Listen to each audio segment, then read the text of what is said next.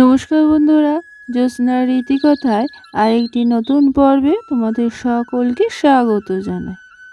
বন্ধুরা, চলতি বছর অর্থাৎ 2023 সালে শেষ পূর্ণিমা কত তারিখে পড়েছে এবং এই পূর্ণিমায় কি কি শুভযোগ সৃষ্টি হয়েছে তা আমরা আজকের পর্বে জানব।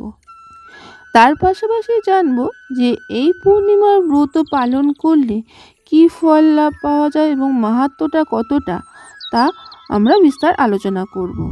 তাই যদি ভালো লাগে অবশ্যই শেয়ার করে দিও, লাইক করো আর পাশে রাখা বেল আইকনটিকে প্রেস করে রেখো যাতে পরবর্তী ভিডিও নোটিফিকেশন সবার আগে তোমাদের কাছে চলে যেতে পারে।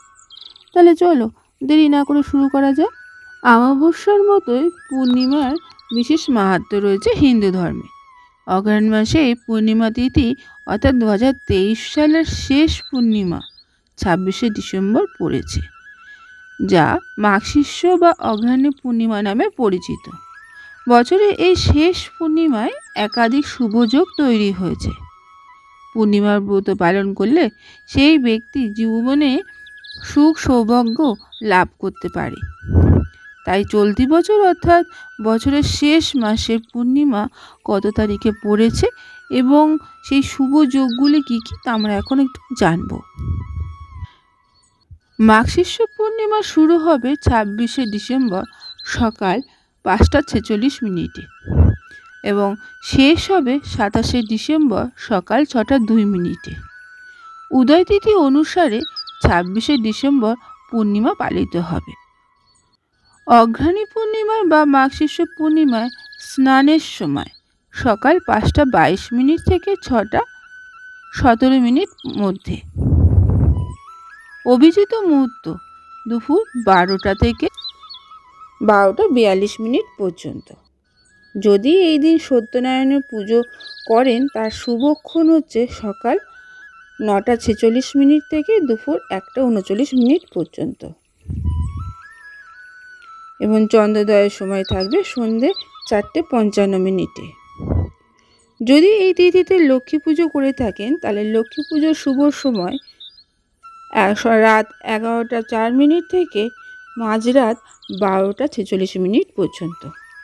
এবারে অগ্রহায়ণী পূর্ণিমায় একাধিক শুভযোগ তৈরি হয়েছে। এই তিথিতে শুক্লযোগ ব্রহ্মযোগ সংযোগ থাকবে।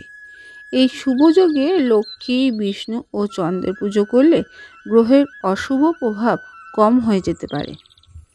অন্যদিকে এই তিথিতে গীতা জয়ন্তী আবার অন্নপূর্ণা জয়ন্তীও পালিত হবে এই একই দিনে। অতএব অগ্রহায়ণী পূর্ণিমার উপবাস করলে অর্থ অন্ন পরিপূর্ণ থাকবে ব্যক্তির জীবনে। অগ্রহায়ণী পূর্ণিমার শুক্ল থাকবে 26শে ডিসেম্বর সকাল 4:23 থেকে 27শে ডিসেম্বর ভোররাত 3:22 পর্যন্ত। এরপরই ব্রহ্মযোগ শুরু হয়ে যাবে। শাস্ত্রমতে এই পূর্ণিমা তিথিতে ব্রহ্ম মুহূর্তে উঠে কোনো পবিত্র নদীতে স্নান করা উচিত।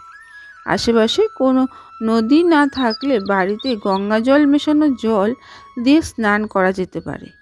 পাশাপাশি এই তিথিতে লক্ষ্মীনারায়ণও পুজো করা দরকার। বিষ্ণুকে হলুদ রঙের ফুল, পোশাক, হলুদ মিষ্টি নিবেদন করবেন। এছাড়া এই তিথিতে সত্যনারায়ণের ব্রত কথা পাঠও করা অত্যন্ত শুভ বলে মনে করা হয়।